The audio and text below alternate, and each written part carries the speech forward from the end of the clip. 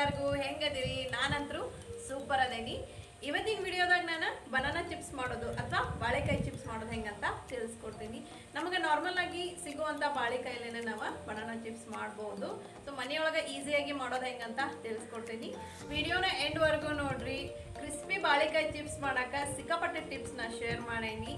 ಆಮೇಲೆ ನನ್ನ ಚಾನಲ್ನ ಸಬ್ಸ್ಕ್ರೈಬ್ ಮಾಡ್ರಿ ಈ ವಿಡಿಯೋ ಇಷ್ಟ ಆತಂದ್ರೆ ಲೈಕ್ ಮಾಡ್ರಿ ಕಮೆಂಟ್ ಮಾಡ್ರಿ ನಿಮ್ಮ ಫ್ಯಾಮಿಲಿ ಮತ್ತು ಫ್ರೆಂಡ್ಸ್ಗೆ ಶೇರ್ ಮಾಡ್ರಿ ಸೊ ನೋಡೋಣ ನಡೀರಿ ಬಾಳೆಕಾಯಿ ಚಿಪ್ಸ್ ಮಾಡೋದು ಹೆಂಗಂತ ಇಲ್ಲಿ ಒಂದು ದೊಡ್ಡ ಬೌಲ್ದಾಗ ನೀರು ತೊಗೊಂಡೇನಿ ಆಮೇಲೆ ಇದಕ್ಕೆ ಒಂದು ಸ್ಪೂನ್ನಷ್ಟು ಉಪ್ಪು ಹಾಕಿ ಚಲೋ ಮಿಕ್ಸ್ ಮಾಡ್ಕೊಳಕತ್ತೀನಿ ಉಪ್ಪೆಲ್ಲ ಕರಗಬೇಕಿದು ನೆಕ್ಸ್ಟ್ ನಾನು ಇಲ್ಲಿ ಬಾಳೆಕಾಯಿನೂ ತೊಗೊಂಡೇನಿ ಇವನ್ನ ಚಾಕು ತೊಗೊಂಡು ಎರಡು ಸೈಡ್ ಏನು ತುಂಬಿರ್ತೈತಲ್ಲ ಅವನ್ನ ಈ ರೀತಿ ಕಟ್ ಮಾಡ್ಕೋಬೇಕು ಇವೇ ನಾರ್ಮಲ್ ಆಗಿ ನಮ್ಗೆ ಮಾರ್ಕೆಟ್ ಒಳಗೆ ಸಿಗುವಂಥ ಬಾಳೆಕಾಯಿ ನೆಕ್ಸ್ಟ್ ಇದ್ರದ್ದು ಸಿಪ್ಪಿ ಈಸಿಯಾಗಿ ಸುಲಿಯೋದು ಹೆಂಗಂತ ಹೇಳ್ತೀನಿ ಚಾಕುಯಿಂದನ ಈ ರೀತಿ ಒಂದು ಗೆರೆ ಎಳ್ಕೋಬೇಕು ಒಳಗಿನ ಬಾಳೆಕಾಯಿ ಏನಿರ್ತೈತಲ್ಲ ಅದಕ್ಕೆ ಜಾಸ್ತಿ ಟಚ್ ಆಗಬಾರ್ದು ನೆಕ್ಸ್ಟ್ ಕೈಯಿಂದ ಹಿಂಗೆ ಸುಲಿದ್ರೆ ಸಿಪ್ಪಿ ತಾನಾಗೆ ಈಸಿಯಾಗಿ ಬರ್ತೈತಿ ಆಮೇಲೆ ಈ ಬಾಳೆಕಾಯಿ ಸಿಪ್ಪಿ ಸುಲಿ ಮುಂದೆ ಕೈ ಒಂದು ಸ್ವಲ್ಪ ಅಂಟಂಟಾಗೋ ಚಾನ್ಸಸ್ ಇರ್ತೈತಿ ಅದಕ್ಕೆ ಒಂದು ಸ್ವಲ್ಪ ಕೈಗೆ ಎಣ್ಣೆ ಹಚ್ಕೋಬೇಕಾಗ್ತೈತಿ ನೋಡಿರಿ ಇದ್ರ ಸಿಪ್ಪಿ ಸುಲ್ದ ಈ ಉಪ್ಪಿನ ನೀರೊಳಗೆ ಹಾಕ್ಕೊಳಕತ್ತೇನೆ ನಾನು ಇದೇ ರೀತಿ ಎಲ್ಲ ಬಾಳೆಕಾಯಿನೂ ನಾನು ಸಿಪ್ಪಿ ಸುಲ್ದ ಉಪ್ಪಿನ ನೀರೊಳಗೆ ಹಾಕ್ಕೊಳಕತ್ತೀನಿ ಉಪ್ಪು ನೀರೊಳಗೆ ಹಾಕೋಲಿಲ್ಲ ಅಂದ್ರೆ ಏನಾಗ್ತೈತಿ ಅದು ಕಪ್ಪಾಗೋ ಚಾನ್ಸಸ್ ಇರ್ತೈತಿ ಬಾಳೆಕಾಯಿ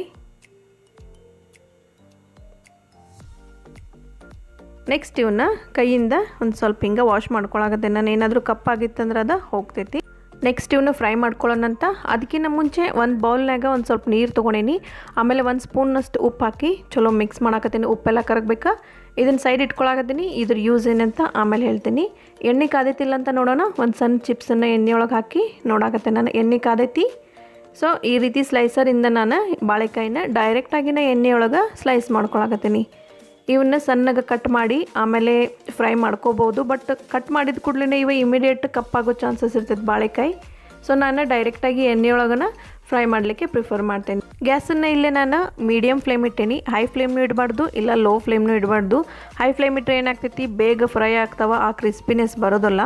ಸೊ ಇವಾಗ ಒಂದು 50% ಫ್ರೈ ಆದಮೇಲೆ ನೆಕ್ಸ್ಟ್ ನಾನು ಏನು ಮಾಡ್ತೀನಿ ಅಂದರೆ ಆಗಲೇ ಏನು ಮಾಡಿ ಇಟ್ಕೊಂಡಿದ್ದೆ ಅಲ್ಲ ಉಪ್ಪು ಮತ್ತು ನೀರು ಅದನ್ನು ಒಂದು ಅರ್ಧ ಸ್ಪೂನ್ನಷ್ಟು ಈ ಎಣ್ಣೆಯೊಳಗೆ ಹಾಕ್ಕೊಳಕತ್ತೀನಿ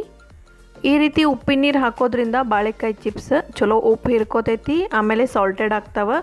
ಇವನ್ನ ಫ್ರೈ ಮಾಡಿ ಆಮೇಲೆ ಉಪ್ಪು ಸ್ಪ್ರಿಂಕಲ್ ಮಾಡ್ಬೋದು ಬಟ್ ಅವು ಅಷ್ಟೊಂದು ಸಾಲ್ಟಿ ಆಗೋದಿಲ್ಲ ಸೊ ಇವಾಗ ಚಲೋ ಕ್ರಿಸ್ಪ್ ಆಗ್ಯಾವ ಸ್ವಲ್ಪ ಗೋಲ್ಡನ್ ಬ್ರೌನೂ ಆಗ್ಯಾವ ನೆಕ್ಸ್ಟ್ ಇವನ್ನ ನಾನು ಟಿಶ್ಯೂ ಪೇಪರ್ ಒಳಗೆ ತೆಗಿಯಾಕತ್ತೀನಿ ಆಮೇಲೆ ಬಾಳೆಕಾಯಿ ಚಿಪ್ಸ್ ಏನು ಜಾಸ್ತಿ ಎಣ್ಣೆ ಏನು ಹಿಡ್ಕೊಳ್ಳೋದಿಲ್ಲ ಅಂದರೂ ಎಕ್ಸಸ್ ಆಯಿಲ್ ಏನಾದರೂ ಇತ್ತಂದ್ರೆ ಟಿಶ್ಯೂ ಪೇಪರ್ ಅಬ್ಸಾರ್ಬ್ ಮಾಡ್ಕೋತೈತಿ ಇದೇ ರೀತಿ ಎಲ್ಲ ಬಾಳೆಕಾಯಿ ಚಿಪ್ಸನ್ನು ನಾನು ಫ್ರೈ ಮಾಡ್ಕೊಂಡು